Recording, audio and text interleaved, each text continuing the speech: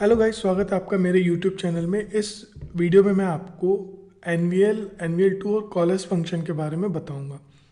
इन functions का use table में नल values को हैंडल करने के लिए किया जाता है। अगर टेबल में रिकॉर्ड्स जो हैं कहीं पे अगर नल वैल्यू है, उनको यूज़र के सामने कैसे रिप्रेजेंट करना है, उसमें हम लोग जो है इन फंक्शन का यूज़ करते हैं। चलिए मैं आपको एग्जाम्पल के थ्रू समझा देता हूँ। हम अपने एक्सक्यूएल प्रॉम्प्ट पे आ गए हैं। हमारे पास एक टेबल है एम्प्लॉयज़, राइट। यहाँ पे आप देख सकते हो कि हमारे पास एक डिपार्टमेंट आईडी कॉलम है जिसमें निर्मल की नल वैल्यू स्टोर है, यानी उसका कोई भी डिपार्टमेंट नहीं है, यानी वो किसी डिपार्टमेंट में काम नहीं करता है। इन एग्जाम्पल्स को समझने के लिए मैं एक कॉलम और ऐड कर देता हूँ, alter table employees add commission data type float. हम लोग ऐड कर देते हैं जो कॉलम है कमीशन, यानी उस अगर किसी एम्प्लॉय को कमीशन मिल रहा है सैलरी के ऊपर, तो हम लोग इस कॉलम में उसको स्टोर करेंगे, राइट। मैंने यहाँ स्टोर कर लिया, तो ऑब्वियसली यहाँ पे अभी नल होगा। सारे जो वैल्यूज़ हैं, सारे एम्प्लॉयज़ का कमीशन अभी कुछ भी नहीं है, तो हम अपडेट कर देते हैं। अपडेट क्यों कर रहे हैं हम? क्योंकि हमारे पास रिकॉर्ड ऑलरेडी एग्जिस्ट है और उन्हें चेंज करना है। क्या चेंज करना है हमें? Commission. Set commission equal to 10%, where employee ID in 1,2। I set जिनका एम्प्लॉय आईडी 1,2 है उनको 10% कमीशन हमें देना है। टेबल नेम यहाँ गलत हो गया। सेकंड हमने क्या कहा कि हमें 20 देना है, जहाँ पे एम्प्लॉय आईडी क्या है 3 and 5, सॉरी 3 and 5। थर्ड हमें क्या करना है? हमें कमीशन परसेंट करना है। ओ सॉरी, मुझे इसको 20 करना था, तो मैं वापस 20 कर लेता हूँ इसे, अपडेट। ओके, और अब हमें क्या करना है? 30 सेट करना है कमीशन। किसका किसका? ओनली 6। तो अब अगर हम अपने रिकॉर्ड्स को देखें तो हमारे पास अमित और अमन का कमीशन 10% है, वरुण का कमीशन 20% है, Haidar is getting no commission and Nirmal is getting no commission. So we have some null values to tackle. तो इनको इन फंक्शन से हम कैसे करेंगे वो देखते हैं।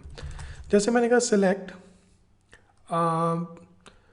Name comma salary comma commission from employees, right.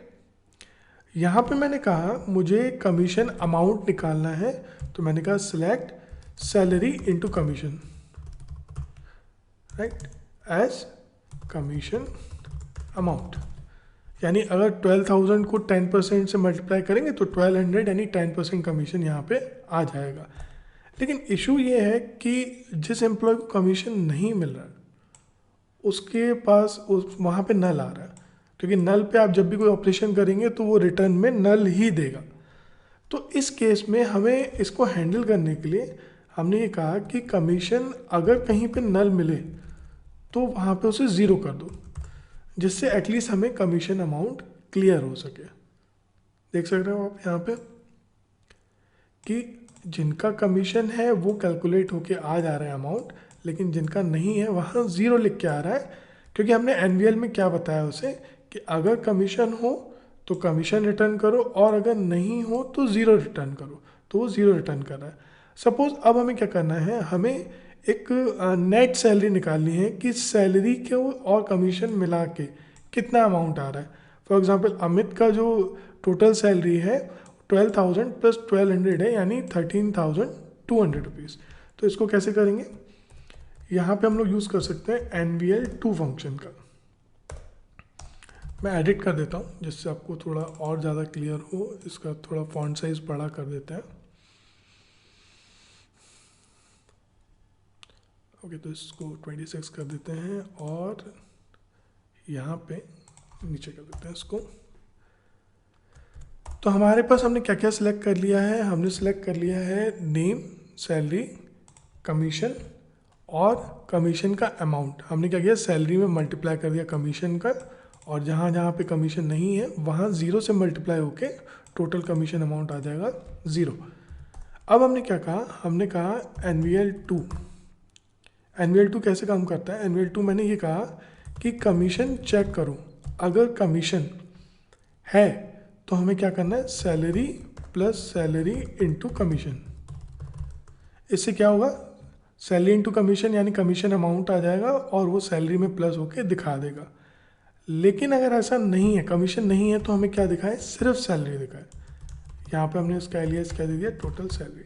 फिर से समझते हैं, एनुअल टू क्या चेक करेगा, कमीशन को, और अगर कमीशन उसे मिलता है यानी कमीशन है तो सैलरी इंटू कमीशन यानी सैलरी में कमीशन मल्टीप्लाई किया, सैलरी अमाउंट आ गया और उसको सैलरी में जोड़ दिया तो टोटल सैलरी आ जाएगी। बट अगर कमीशन नहीं है ना, तो हमारा ये थर्ड आर्ग्यूमेंट आ जाएगा सैलरी, यानी कमीशन नहीं है तो उसे सैलरी मिलेगी।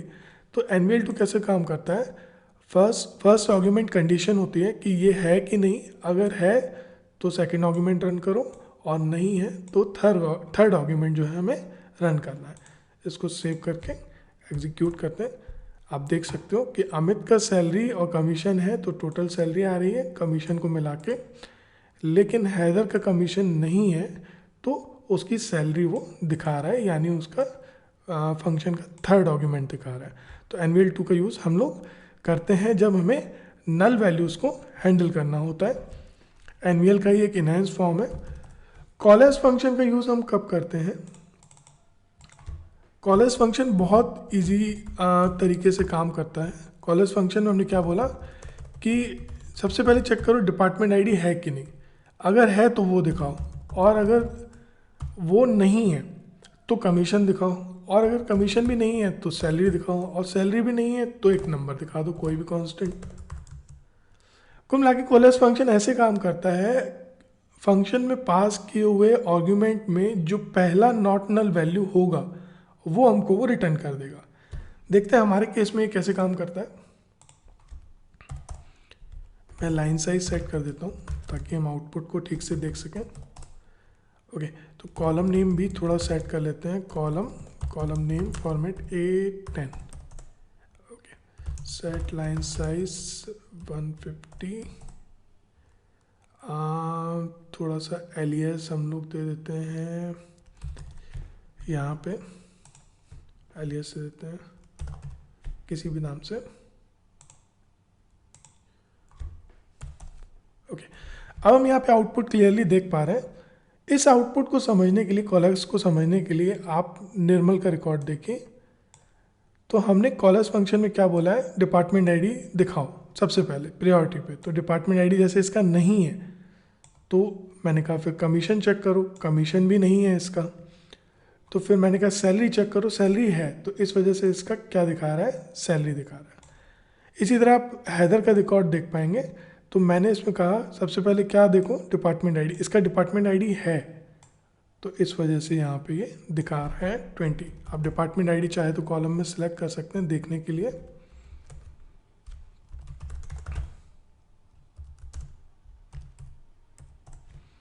ओके, तो हैदर का डिपार्टमेंट आईडी है, जैसे निर्मल का नहीं था तो उसने क्या चेक किया, कमीशन भी नहीं था, उसने सैलरी दे दी। तो गाइस ये मेन 3 फंक्शन हैं जब भी हमें नल वैल्यूज़ के साथ काम करना हो, नल वैल्यूज़ को हैंडल करना हो, तब हम इन फंक्शंस का इस्तेमाल करते हैं। इन फंक्शंस का काम आपको हेल्प जो है इन फंक्शंस की, आपको जब भी आप एक रिपोर्ट रिप्रेजेंट करेंगे अपने वेब पेजेस पे या एंड्रॉयड एप्लीकेशन पे, अगर आप डेटा एक्सेस कर रहे हैं या वेब एप्लीकेशंस पे एक्सेस कर रहे हैं, तब इन फंक्शंस की आपको काफ़ी हेल्प मिलेगी, क्योंकि यूज़र को वैल्यू अब्सेंस की इंफॉर्मेशन भी देनी होती है। इस वीडियो में इतना ही। नेक्स्ट वीडियो में मैं आपको केस एक्सप्रेशन बताने वाला हूँ, जो कंडीशन बेस एक एक्सप्रेशन होता है, और डिकोड फंक्शन भी बिल्कुल सिमिलर होता है, सिर्फ इनमें सिंटैटिकल चेंज होता है। इस वीडियो के लिए इतना ही। Thanks for watching.